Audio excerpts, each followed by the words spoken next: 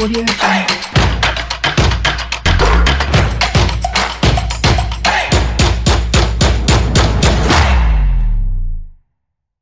Plateau Foot Europe, écoutez aux quatre coins du monde via radiosportfmtg.com. Cordiales salutations à toutes et à tous. Merci d'être au rendez-vous. Dans le studio Messanyamé, nous avons déjà Sa Majesté Pélagie. Non, qu'est-ce que je raconte? Fifi Assobavi. Salut Fifi, comment ça va? Salut Angelo, je salue le plateau. Je n'oublie pas nos auditrices et nos auditeurs. Vous allez bien? Oui, ça va, un peu de tout, mais ça peut aller. Protégez-vous. Hein. La matin, c'est très important. Oui. Hola, Seigneur Roméo Yetor. Hola Angelo, bonjour à tous les auditeurs. Comment vous portez-vous? Ça va bien. Vous vous protégez-vous bien, ça se voit. Ouais. Ah oui, bien blindé.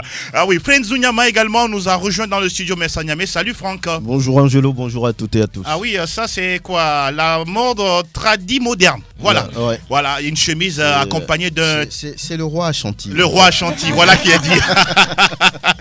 Nous avons également en studio Evelyne Benyedi de SoSport. Salut Evelyne, bonjour, bienvenue. Bonjour Angelo, bonjour à tous. Comment vous allez? Je vais très bien. Ça se voit et ça se sent.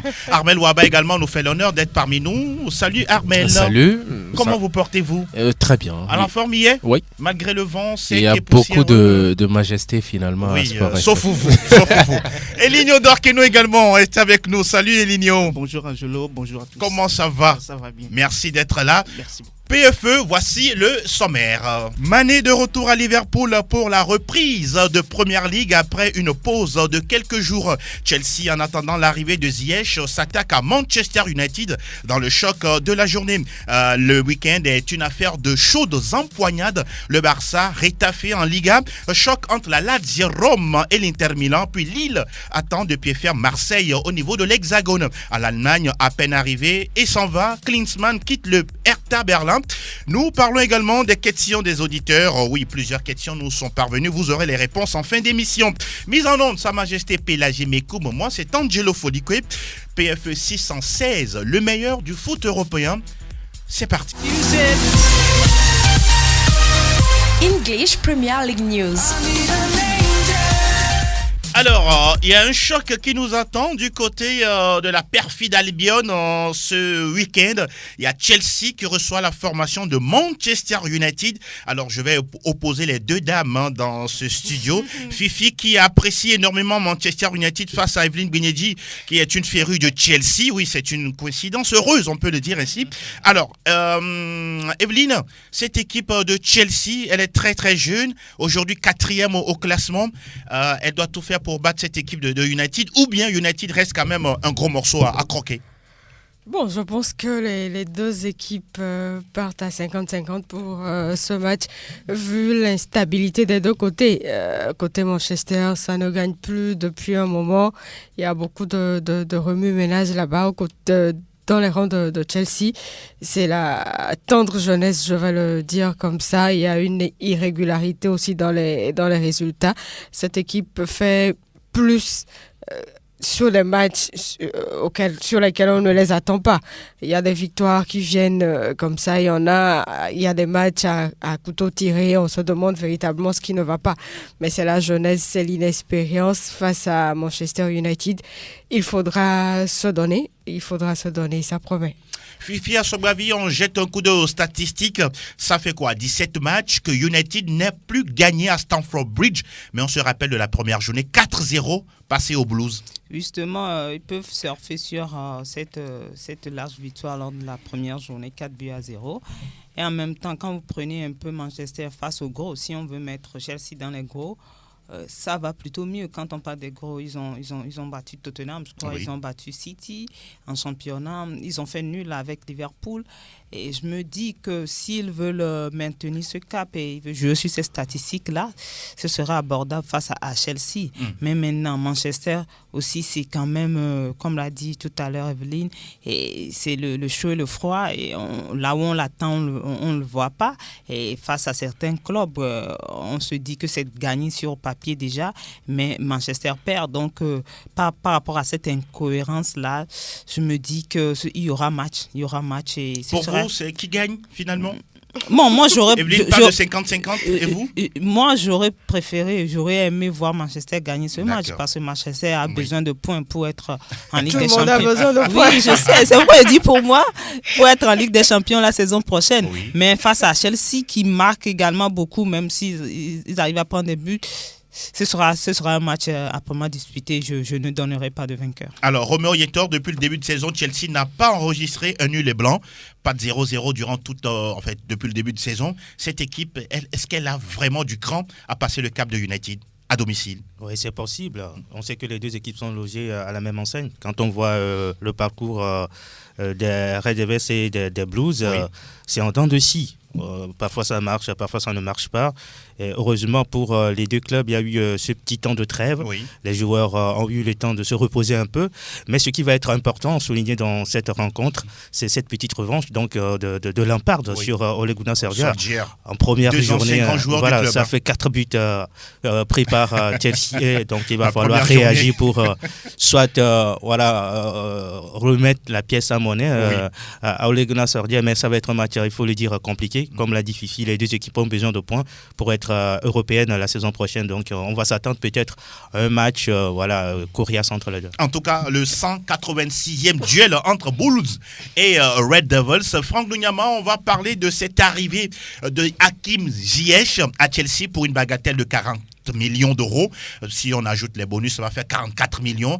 C'est une affaire en or pour les Blues? Oui, lorsqu'on voit un peu les performances de Hakim Ziyech du côté de l'Ajax d'Amsterdam, on peut dire que c'est une bonne pioche pour les Blues à partir de la saison prochaine, puisque là, il va terminer la saison du côté de l'Ajax. Donc, c'est un jeune prometteur, très prometteur d'ailleurs. Il a prouvé avec cette équipe, même si parfois il est inconstant, même si parfois il manque, on va dire, d'efficacité, de réalisme au moment où il fallait faire la différence.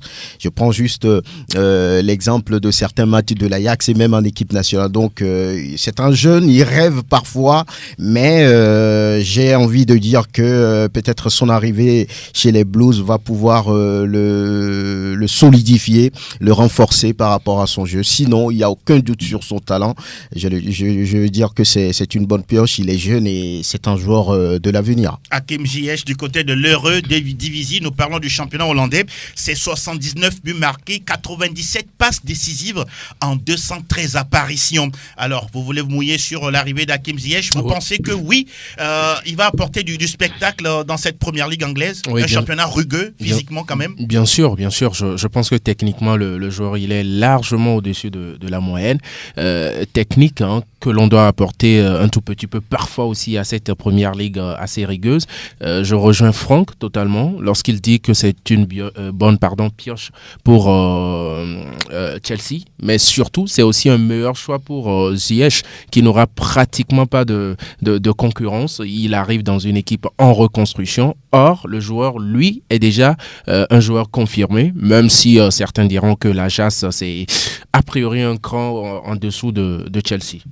Je pense que c'est bien pour Chelsea de recruter ce jeune joueur de 27 ans. Oui, avec, en mars.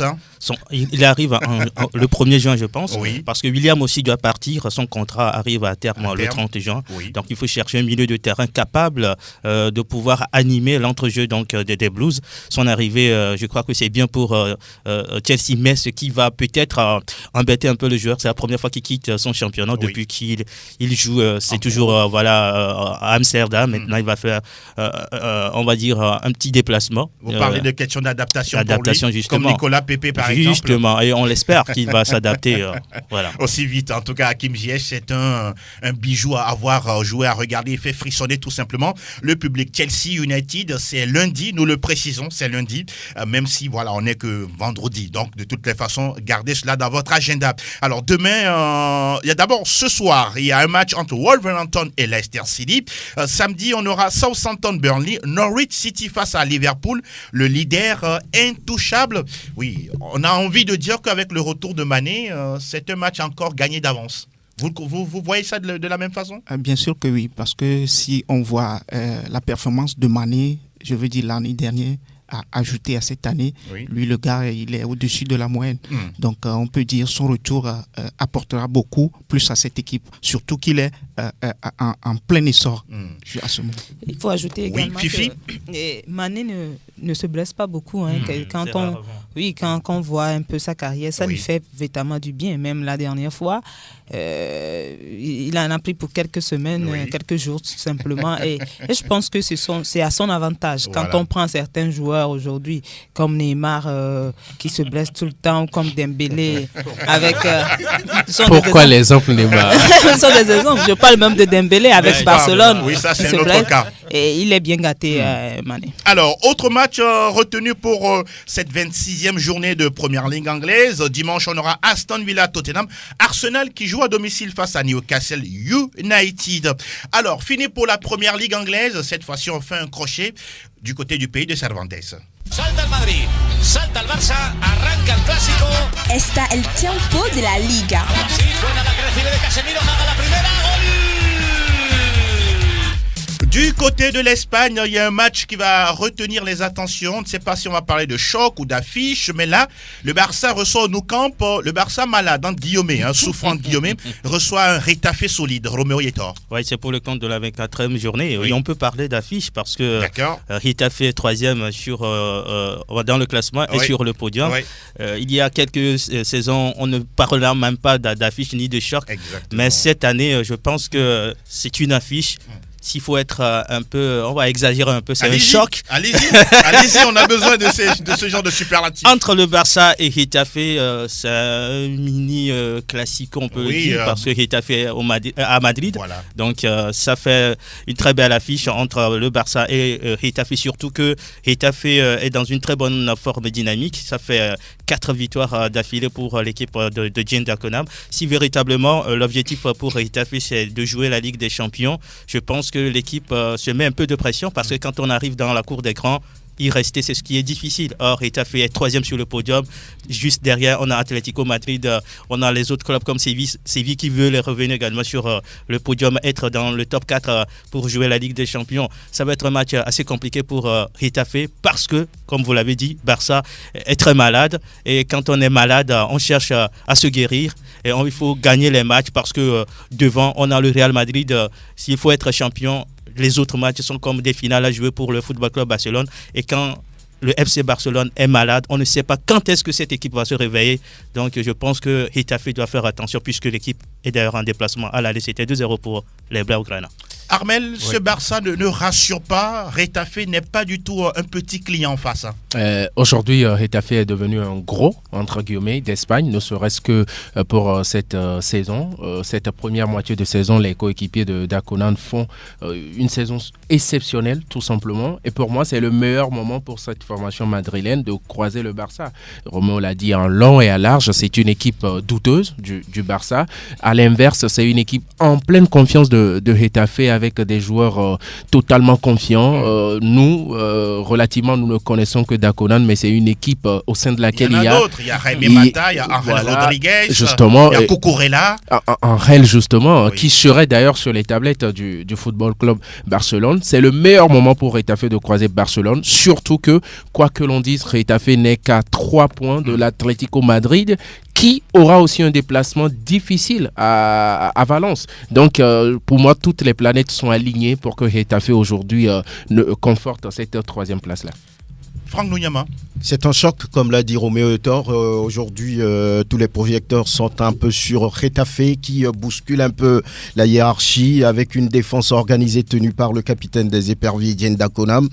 Cette équipe fait partie quand même des meilleures défenses de la Liga. 14 buts seulement encaissés, tout comme le Real Madrid. Ce qui veut dire que pour ce match-là, le Barça, qui est un peu en doute, qui a eu du mal à battre la dernière fois le Betis Séville, doit vraiment se préparer parce que cette équipe a de l'envie désormais. Il y a, on va dire, une certaine détermination à aller chercher la Ligue européenne des champions. Donc, ça ne sera pas du gâteau pour les Blaugrana. Il va falloir jouer pour gagner ce match face à Retafe. Alors, quelques chiffres pour cette équipe de Retafe, Evelyne. On se rappelle la défaite face au Real Madrid 3-0 à domicile, 2-0 face à la formation du Barça, 3 buts partout face à la formation de Valence à l'aller, même s'ils ont battu cette formation Valenciennes 2-0 et puis 2-0 face à Séville.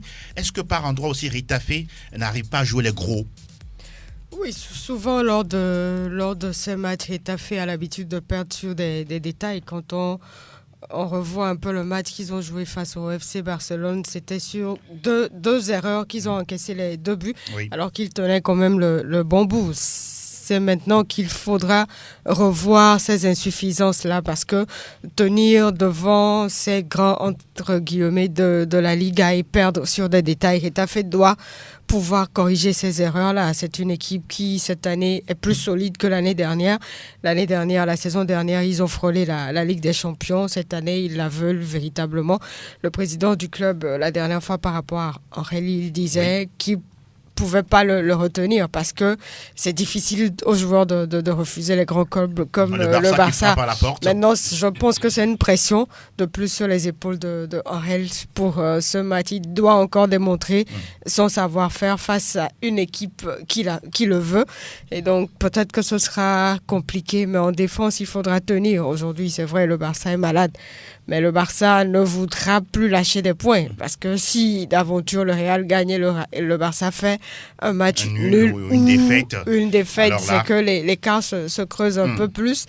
Et il faudra attendre le Classico retour pour pouvoir recoller les morceaux. Oui. Et donc, je dirais que ça va être un match pas facile pour Ritafe, même si ils sont en bonne forme ces dernières semaines. Il faudra être costaud. Vous nous recommandez ce match comme la dernière fois, Ritafe-Valence? Oui. Voilà. Oui, je voulais ajouter quelque chose par rapport à ce match. Je dirais attention à la défense de Barcelone. Parce que sur les 2 derniers matchs, ils ont quand même pris 4 buts. Oui. Et la dernière fois, c'était 2 en coupe, je crois. Et ils ont pris également des buts. Ça veut dire que ça ne va pas dans cette défense.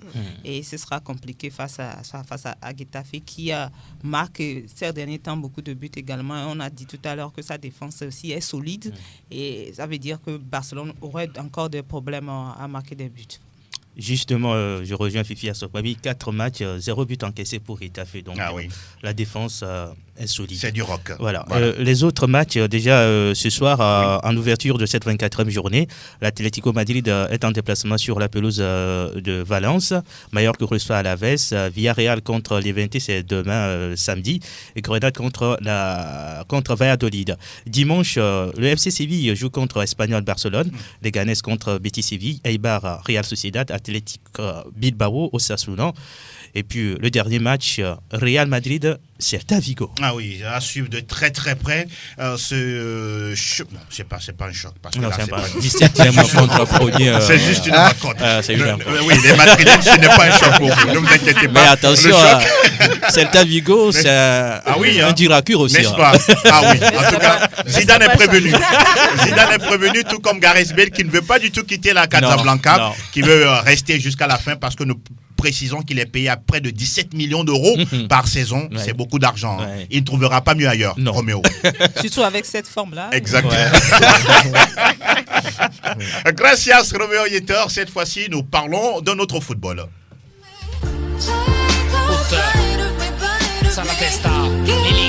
Tutto calcio Italia. Spacca la porta! Segna anche il Team Cup!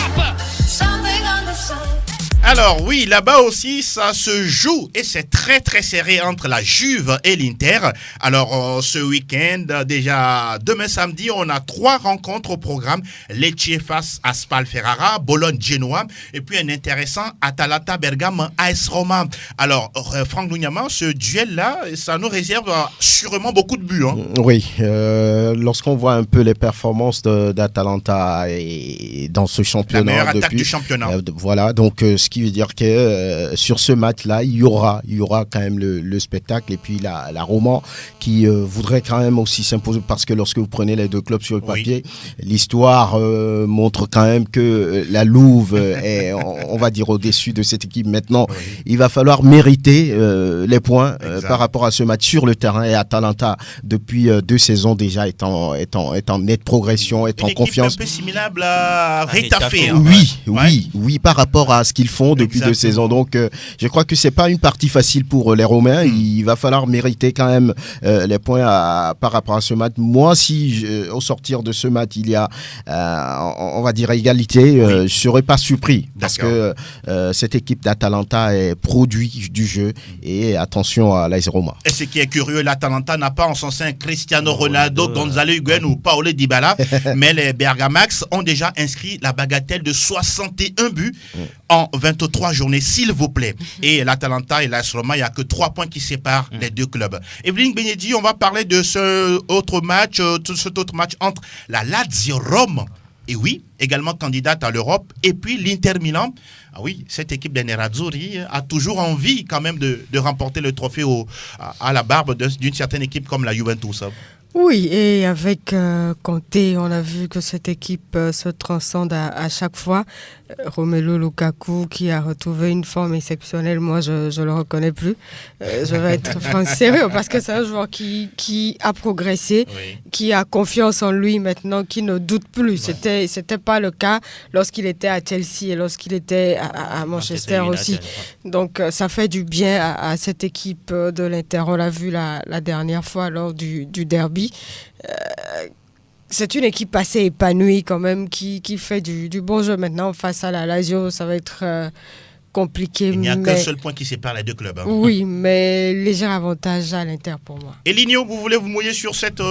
ça c'est un choc, parce que là il n'y a qu'un petit point entre la Laziale et la formation interiste. Ah oui, si on prend le club de l'Inter, on voit qu'il est sur une bonne dynamique en ce moment face à la Lazio. Cette équipe aussi ne veut rien lâcher. Nous avons vu que cette équipe veut, les ambitions sont clairement affichées, qu'il veut être à l'Europe. Donc la saison prochaine, cette équipe, cette rencontre, je veux dire, va être amplement discutée. Fifi, votre avis, vous pensez que cette équipe de l'Inter ne doit rien lâcher quand on sait que de l'autre côté, la Juve reçoit Brescia? Oui, Inter doit tout donner pour gagner cette rencontre. Il ne veut pas se laisser distancer par la Juve. On l'a vu face à Milan. Oui. Ils ont été menés 2-0 à la mi-temps. Finalement, ils gagnent 4-2. Ça veut dire qu'ils sont forts mentalement, qu'ils sont capables. Et moi, je pense qu'ils partent avec la faveur des pronostics pour moi, par rapport à leur mental, par rapport à leur état aujourd'hui. Mais attention quand même à cette équipe de Lazio qui se trouve dans une position qui se dit, en gagnant aussi, je peux doubler cette équipe de l'Inter. Donc attention en tout cas à Lukaku et à ses équipes. En tout cas, un duel également entre meilleur buteur du championnat, Ciro Immobile, 25 buts, 17 pour Romelu Lukaku. Avant de retrouver Armel, Roméo?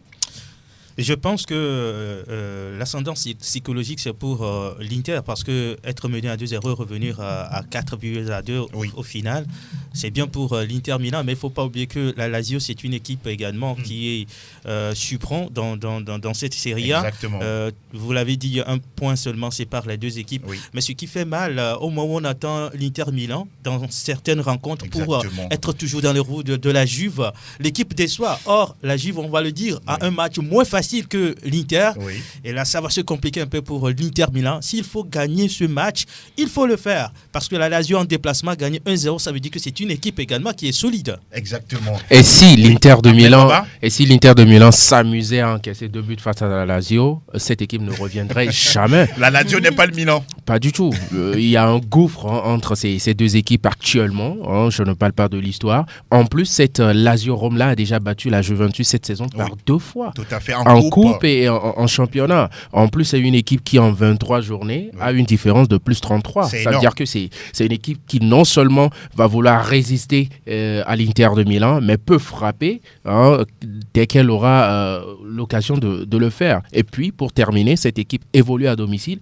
Un avantage aussi par rapport à l'Inter de Milan. Et la nouvelle, la bonne pour les Tifosi, c'est que ça remplit pratiquement dans tous les stades et les spectacles sont tout simplement au rendez-vous du côté de de la Serie A italienne. On parle de la Juve qui va recevoir la formation de Brescia. Roméo en parlait tout à l'heure.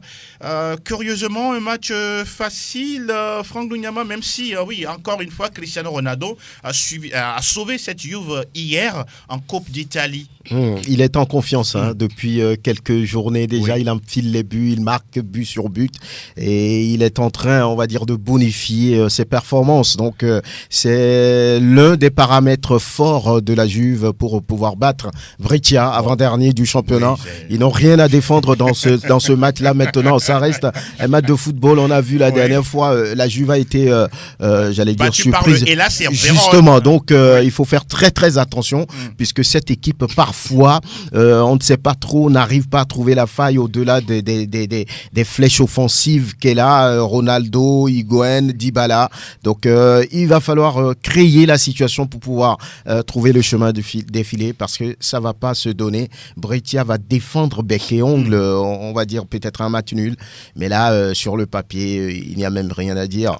La Juve est largement au-dessus. Vous l'avez dit, Brescia 19e et avant-dernier avec seulement 4 petits points. Non, qu'est-ce que je raconte? 16 points. 16 points et c'est 4 petites victoires. Attention à Balotelli, non, il ne va pas accepter ça. On ne lui manque pas de respect à Balotelli. Ça fait seulement 4 petites victoires en 23 journées de championnat. C'est vraiment famélique pour le club. C'est mieux qu'ailleurs. C'est mieux qu'ailleurs. On va en parler tout à l'heure. Autre match à l'agenda de cette 24e levée de Serie A italienne. On aura Sampdoria de Gênes face à la Fiorentina. Parme qui se déplace du côté de Sassuolo. Naples qui va chez le Cagliari. Et puis on aura lundi en clôture Milan AC face au Torino. Fini pour la Serie A italienne. On fait le frein et on va aller du côté de maintenant. Voilà. Alles über Bundesliga.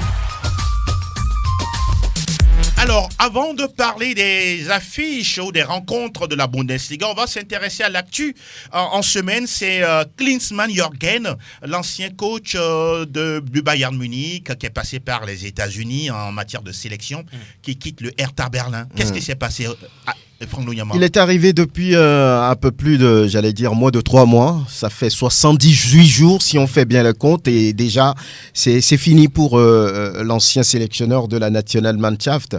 Pour lui, il est arrivé pour construire quelque chose, mais il n'a pas la confiance des dirigeants.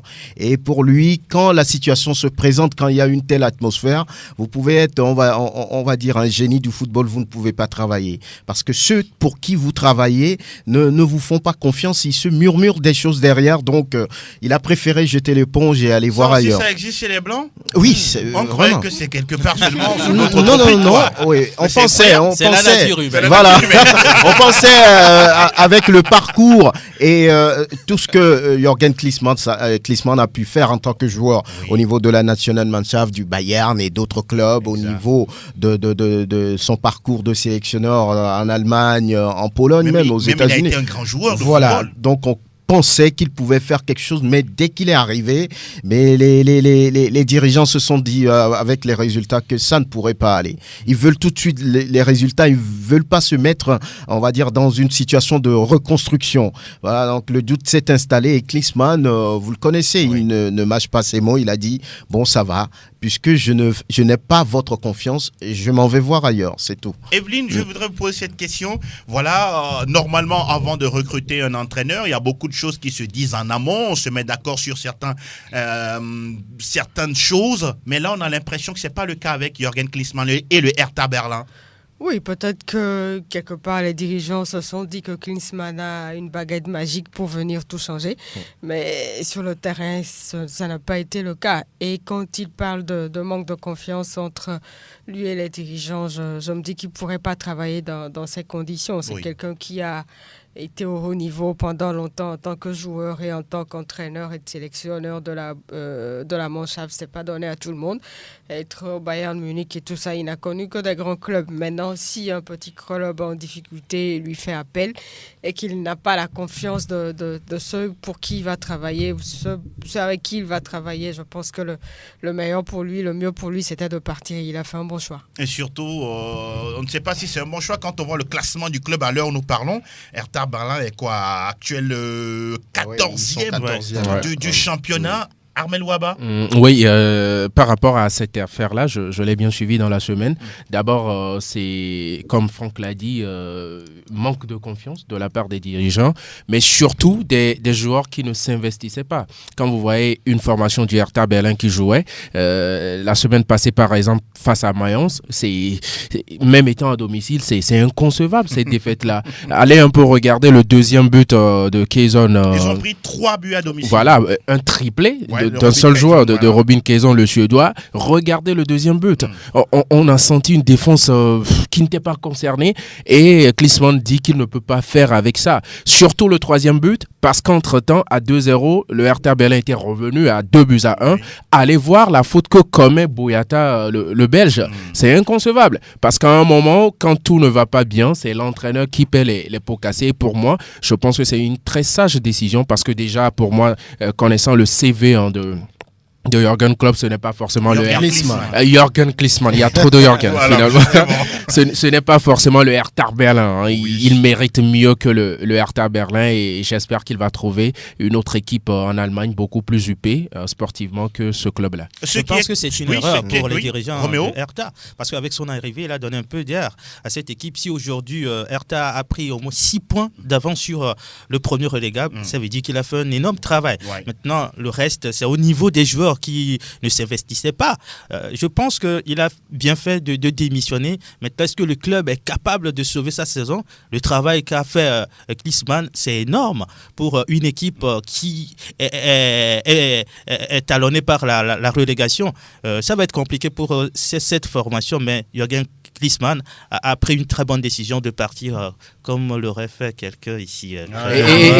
Suivez le regard de Robert. Et une autre chose rapidement, Piatek est revenu au Hertha Berlin convaincu par Jürgen Klinsmann, pas Klopp. Exactement. Fifi, on a l'impression souvent que quand ça va mal, on ne prend pas la décision de renvoyer tous les joueurs paresseux. Mais c'est l'entraîneur qui en fait les frais. Oui, c'est toujours la même chanson. Puisqu'on ne peut pas renvoyer tous les joueurs. On peut quand même les mettre en quarantaine. Le président du Napoli l'a fait. Hein. C'est pas possible. Justement. Mais on ne peut pas le faire à tous les coups, renvoyer tous les joueurs, mais souvent ça se repose sur l'entraîneur parce qu'on se dit que c'est lui qui ne sait pas aligner ses joueurs, c'est lui qui ne sait pas mettre une tactique en place. Et pourtant, Jürgen Klopp, qu'est-ce que j'ai attention, ne me contaminez pas du tout. Jürgen Klinsmann a sorti 70 millions d'euros pour recruter des joueurs. Oui, mais toujours pas, ça ne marche toujours pas. On a sorti de l'argent, mais on a recruté quels joueurs? Est-ce que ce sont les joueurs dont on avait besoin? Est-ce que ces joueurs-là avaient cette carrure-là de pouvoir faire remonter le club? Je ne crois pas, puisque les résultats sont là. Mais maintenant, il a décidé sagement de partir parce que ça ne va pas. Il se dit, bon, peut-être que c'est moi qui n'y arrive pas, quelqu'un d'autre viendra et peut-être pourra faire mieux que moi. Mais en même temps aussi, quoi qu'on dise, Klinsmann, c'est un grand entraîneur. Il a entraîné des meilleurs joueurs et des très bons joueurs. Il a l'habitude de voir du bon. Et quand il arrive quelque part où il n'y a pas du bon, il n'est pas à sa place, au fait. Donc, partir, c'est pour moi une sage décision également. On va parler du Bayern de Munich, le leader de cette Bundesliga, Franck Lunyama. Oui, il joue dimanche face à Cologne. Cologne qui est 13e. Sur le papier, on se dit tout de suite que le Bayern pourrait prendre 3 points. Mais attention, lorsqu'il s'agit de ces genres de matchs, il y a toujours une certaine pression. Vraiment. Gagner, être, on va dire, toujours à la tête. Donc, ce déplacement paraît facile, mais attention aux hommes de Dieter Flick qui doivent pouvoir jouer crânement leur chance face à une équipe qui se cherche depuis un bon bout de temps. Voilà, donc le Bayern aura le temps quand même de voir Leipzig jouer contre Werder. Là aussi, ça paraît facile pour Leipzig qui est 2e. Il n'y a qu'un point de différence entre le Bayern et Leipzig. Donc face au Werder qui est classé 17e après la 21e journée. Leipzig avec son attaquant Timo Werner par favori. Il doit repartir vers l'avant parce que le 0-0 face au Bayern, c'est resté au travers de la gorge. Oui, mais on peut dire que c'est une victoire pour Leipzig. Oui, le fait d'avoir pris un point, à l'extérieur quand même devant un Bayern qui retrouve sa confiance. Oui. C'était un très bon match pour eux et ce point du nul ne devait pas rougir quand même le staff de Leipzig. C'est un bon point pris à l'extérieur. Donc Leipzig part nettement favori par rapport à ce match contre Werder. Hoffenheim a rendez-vous avec Wolfsburg. C'est un match qui semble à la portée du club du Togolais Illas Bebou, mais attendons de voir. Union Berlin joue contre le Bayer Leverkusen, c'est déséquilibré. Et, le Bayer Leverkusen est 5e, Union Berlin 11e. Autre match à suivre pour le compte de ce samedi, Fribourg. Düsseldorf reçoit Mönchengladbach qui a envie de retrouver rapidement le podium puisque cette équipe est désormais 4e avec 39 points. On aura également ce match entre Paderborn et justement Hertha Berlin qui vient d'enregistrer le départ de Jürgen Klinsmann. Et puis déjà ce soir, le premier match de cette 22e journée, ce sera entre le Borussia Dortmund 3e et puis Francfort qui est classé 9e. Donc le choc paraît un peu déséquilibré, mais les hommes de Lucien Favre par rapport à un match qu'ils se sont produits la dernière fois. Face au Bayer Leverkusen, où ils étaient devant et après c'est quand même la catastrophe. Et ils ont perdu 4-3 finalement. Donc je ne sais pas s'ils ont pu digérer ce revers atroce. Donc attention. Attention aux Borossènes qui ont une défense en carton mais une attaque de feu. Je ne sais pas si c'est le Paris Saint-Germain qui doit se frotter déjà la main, mais tout ça reste à voir la semaine prochaine. Haaland est là et voilà, le message il est passé.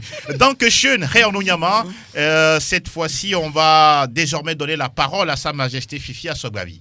Monaco le champion, et quel spectacle pour une dernière victoire. 100% Ligue 1, Conforama. Lacazette réussit le sien 28e but de la saison sous les couleurs de Lyon avant de quitter le club. Alors avant d'aborder le chapitre championnat, on va juste dire que Lyon, Paris Saint-Germain, Saint-Etienne et puis Rennes, 4 clubs de Ligue 1 se sont qualifiés pour les demi-finales de la Coupe de France. On ne va pas en faire un débat. On va juste parler justement du championnat avec cette équipe de Marseille, la dernière fois qui a perdu sur blessure Dimitri Payet, mais selon les nouvelles, pas plus tard qu'hier, ça va mieux. Il pourrait être présent face à Lille. Je dirais qu'il ne faut pas trop forcer également. Il y a d'autres matchs en vue. Puis il est devenu un pion essentiel, surtout que Thauvin n'est pas là. Et bon, si ça va mieux, il faut que ça aille bien pour qu'il joue. Moi, c'est tout juste une parenthèse. Maintenant, si ça va mieux que les médecins disent qu'il peut jouer, alors il jouera. Mais quand nous prenons aujourd'hui les statistiques des deux clubs, c'est deux clubs qui se ressemblent depuis le début de l'année. Et ça fait 3 victoires en 3 matchs de Ligue 1 pour Lille.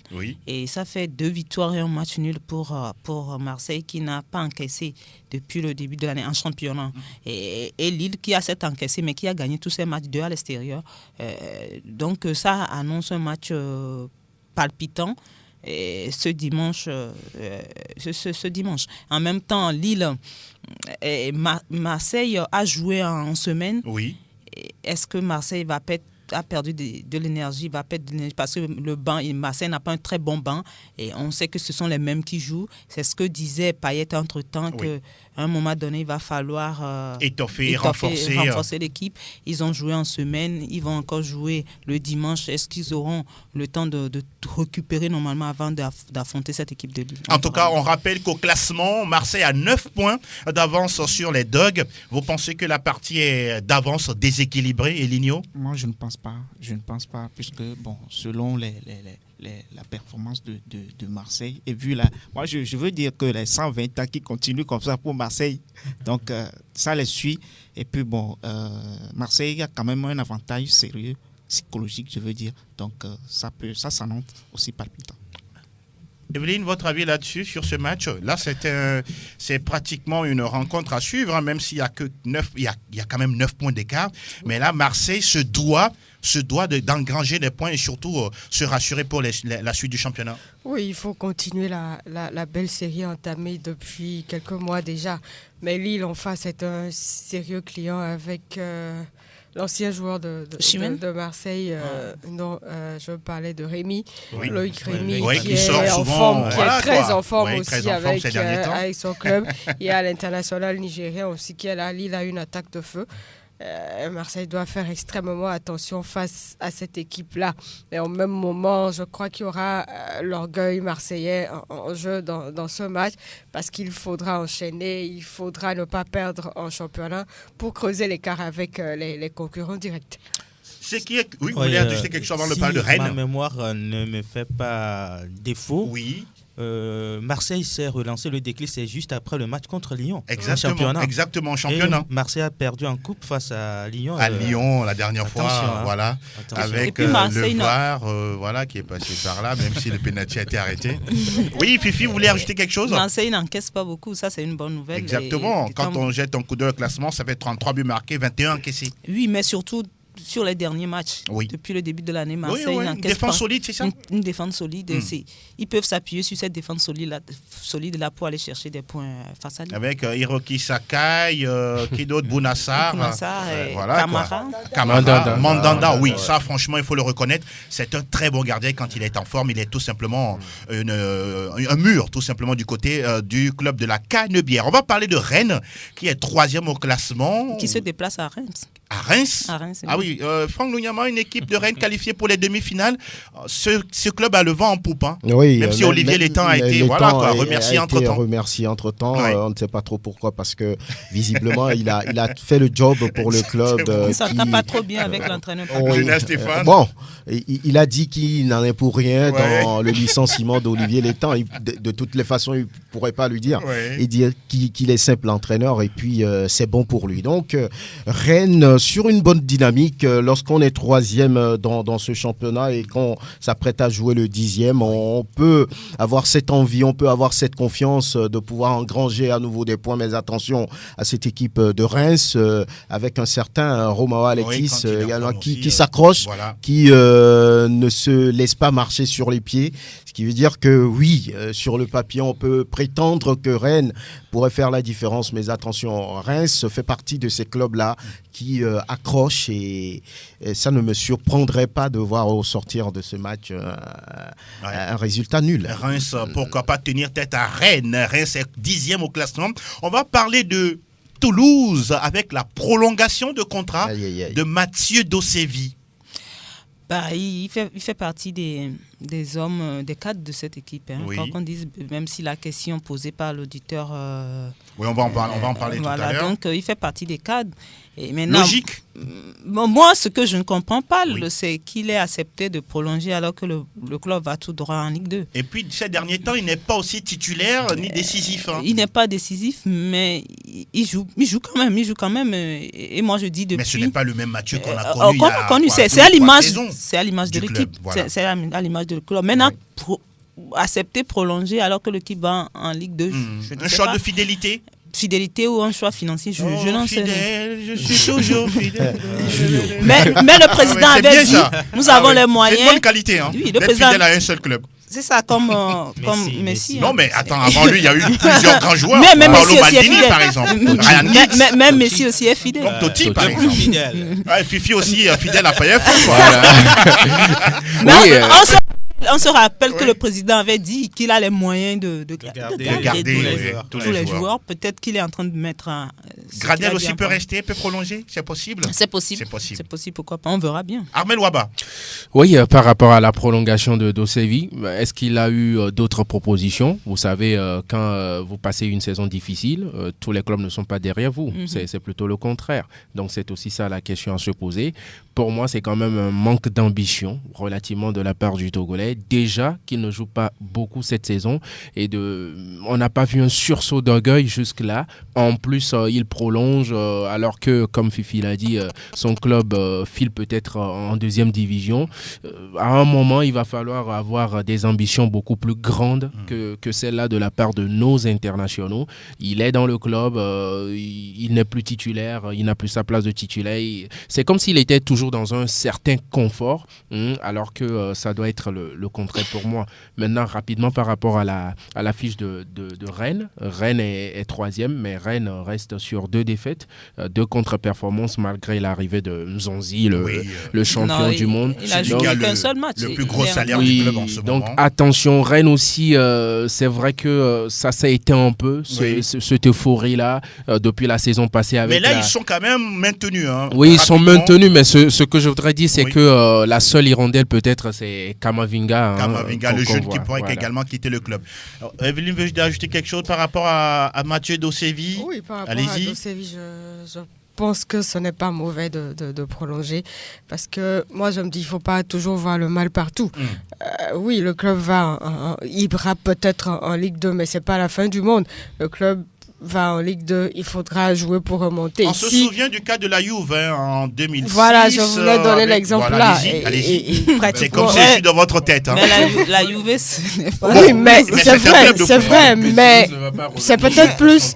Vous n'avez plus la parole. C'est peut-être plus un choix sportif pour lui, qui sait ce qu'il fait là-bas à Toulouse en dehors du foot. Il y a question de famille aussi. Voilà, il faut avoir une stabilité et tout. C'est tout un ensemble. Maintenant, prolonger pendant que le club va en Ligue 2, c'est pas la fin du monde. Voilà qui est dit. On va parler des autres affiches de cette quelle journée déjà là? La 25e. 25e, voilà Fifi. La 25e journée, il y a Amiens qui reçoit le Paris Saint-Germain. Bon, Amiens, le à premier, ce niveau-là, il n'y a pas match. On verra bien demain. Il y a Bordeaux.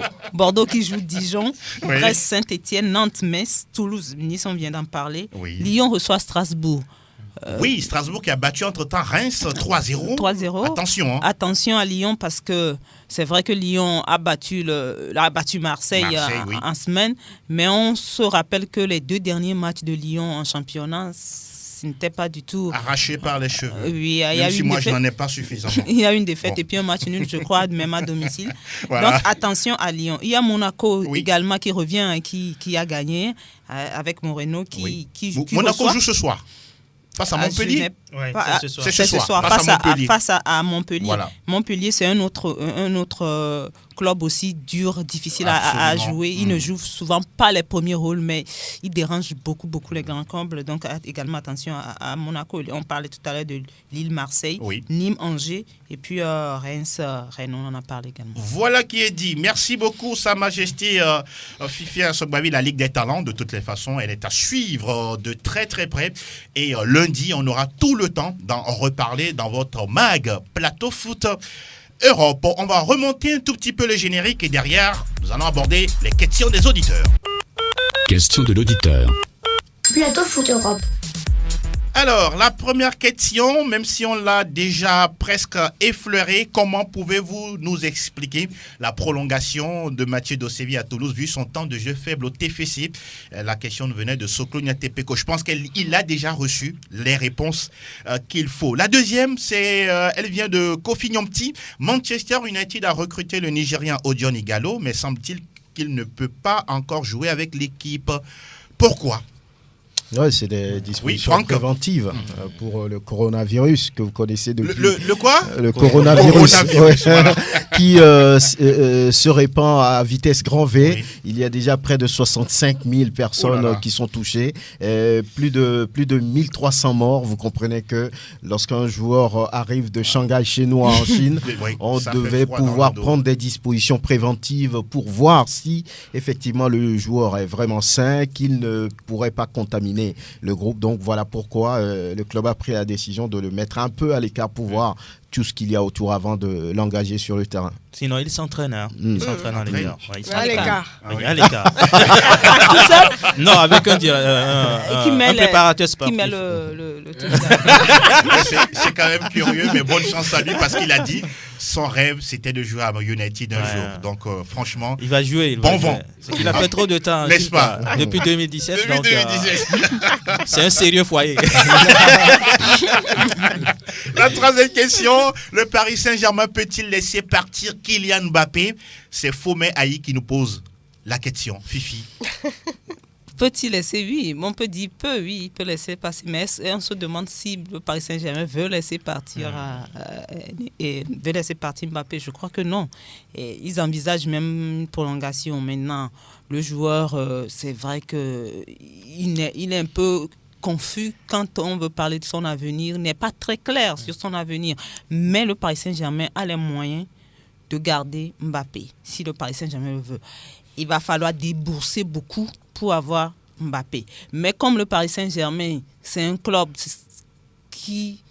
qui n'a pas besoin trop d'argent, j'ai l'impression que ça ne leur dit rien trop. Que si vous proposez beaucoup, tant qu'ils veulent garder le joueur, ils gardent le joueur. Ce sera compliqué, en tout cas pour la saison prochaine, de voir partir Mbappé. Moi, je pense que la seule condition qui peut permettre à Mbappé de rester ou de partir, c'est cette saison. Si le Paris Saint-Germain arrive à atteindre ne serait-ce que les demi-finales ou la finale de la Ligue des Champions, je crois que le Français va rester. Au cas contraire, il va partir, même si on lui propose 50 millions d'euros par an pour rester au Paris Saint-Germain. Non, il reste toujours sur contrat. C'est ce que je voulais dire, c'est que il va vouloir partir, mais est-ce que le Paris Saint-Germain va le laisser partir? Le cas Neymar est là. Il va engager le bras de fer. Je crois que le joueur n'a plus sa tête là-bas au Paris Saint-Germain. Il a commencé par faire des siens. Lorsque vous voyez à 2 reprises, on l'a remplacé et il a commencé par murmurer, par bouder. Ce sont des faits qui expliquent que le lendemain du joueur au Paris Saint-Germain est flou. Il a envie de partir. C'est un joueur qui est à plus d'1 million d'euros de salaire par mois. C'est peu pour son talent. Oui, mais il gagne comme un grand joueur. Tous les grands joueurs ne sont pas à 1 million d'euros par mois. Il en gagne plus d'ailleurs, sans compter les primes, les contrats publicitaires. Donc c'est un jeune qui a tout désormais, qui a envie d'aller gagner ailleurs. Il sait qu'avec le Paris Saint-Germain, il ne gagnera pas, du moins pour l'instant, la Ligue des Champions. Avec le Real Madrid, c'est quelque part possible. Donc le joueur a envie de partir et ça va être très dur, très difficile pour le Paris Saint-Germain, au-delà des moyens que ce club a de pouvoir garder un joueur comme Mbappé. Et puis Thomas Tuchel dorlote trop ces joueurs-là. Voilà. Ils n'arrivent pas à s'imposer. Donc c'est pas un joueur qui peut rester là-bas et grandir pour moi. Evelyne, vous chutez? Oui, et puis ces derniers temps, quand on suit un peu les sorties médiatiques de sa maman, elle parle tout le temps du Real Madrid pour son garçon.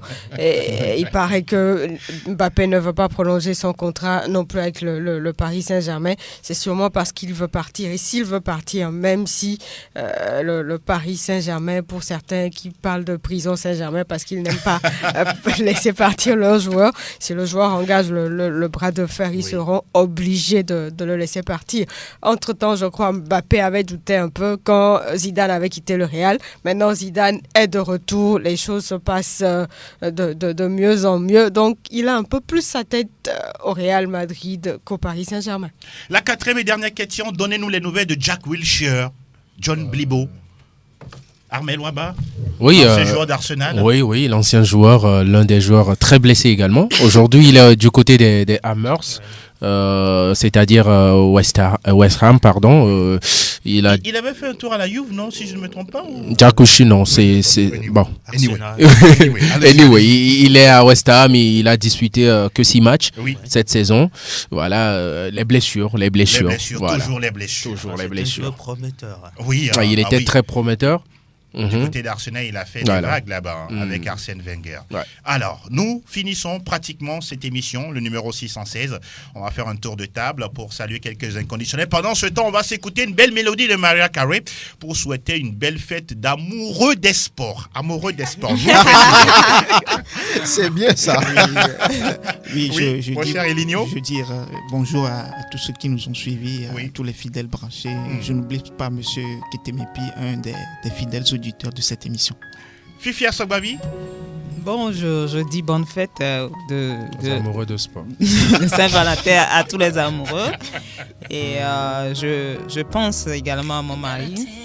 Et je pense à tous ceux qui ont l'habitude de nous suivre tous les lundis et tous les vendredis et tous les membres de la plateforme.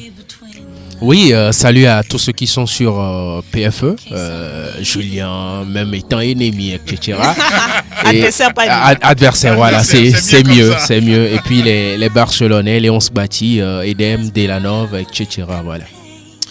Salut à monsieur Pascal Sévon à Thiésier, Gédas Dadevi, et puis bon anniversaire à monsieur Aminti Valentin. Ah oui. Evelyne Benedji. Oui, je dis bonjour à toute l'équipe de SoSport, bonjour à Gilles alias Toroba qui est à Tiégou, à Tavi aussi du côté d'Atiégou, à tous ceux qui nous suivent, à Tonton Benoît Nsoukwe, oui, à Julien communément appelé et avisé à tout le monde. Merci beaucoup.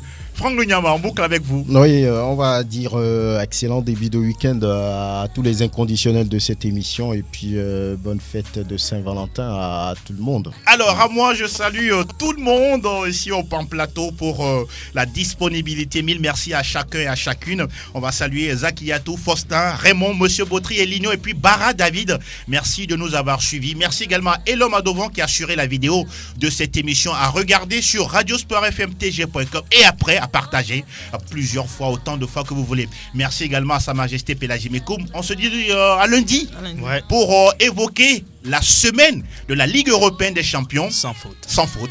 Et de la Ligue Europa. Mille merci. À très bientôt sur Sport FM, la radio qui mouille le maillot. Ciao, ciao.